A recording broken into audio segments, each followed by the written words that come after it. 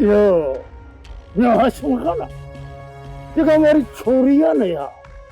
अब अच्छा बुथा असल वेड़ी ढगियों को पिड़ू कठियों बिठिया वापस हलाने जरा तक वादा ही कान थी वाले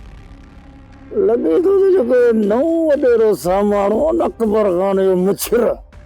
इन्हें मेरे पट्टियों पढ़ायूं तस वापस हलण जो तो बाबा नालो ही नथी वठे छा कयास मुझे कोहण जेड़ी शे तये सीव विझी छड्यास रेस अकबर खान उनखे पट्टियूं पढ़ायूं न या तहां अरे सारा गोहतारा गल हेड़ी करी बुढ़ा जी दमी खाई हरवा इज्जतदार मानू अन जमाने में खोड़े खराब थी दस क्या ही दसवा गाल तो करी पियो फुफोरुंडा जेकॾहिं तूं न चाहियां न त इहा छोरी कॾहिं बि सिकूं सां कोन निकिरे हा समझाए हसम खान छोरन के समझाए हरे भरो मुझे था मरी पहुंचाई हित पाण में जिद छॾियो ऐं इहो सोचियो वेही त छोकिरीअ खे वापसि कीअं वठी हलूं जेकॾहिं छोकिरीअ खे वापसि न वठी हलियासीं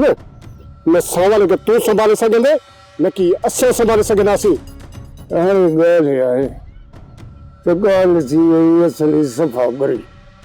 हाणे मां इज़तदार माण्हू आहियां तव्हांखे त हिन टोपियूं पियल पटको मूंखे ॿधो पिया अॼु सभई गॾिजी हली था अकबर खान जे पेरनि ते पटका ऐं टोपियूं लाइ रखियो बसि आख़िरी हल इहो अथव बाबा अकबर खान साफ़ साफ़ चई चुको आहे त छोकिरी तव्हां सां हलण लाइ राज़ी आहे त तव्हां हुनखे वठी वञी सघो था जेकॾहिं हूअ राज़ी न आहे त अकबर खान चए थो मां हुनखे कोन छॾींदुसि बाबा साईं मां चवां थो हिकु चकर हिन सोणीअ सां असांखे मिलणु घुरिजे पोइ बाबा मिलो हाँ हली मीटिंग कयोसि तव्हांखे रोकिया बाबा मूं रोकियो था हलो मां बि तव्हां सां गॾु आहियां तव्हां सां हलो चयूं था अकबर खान खे मिंट त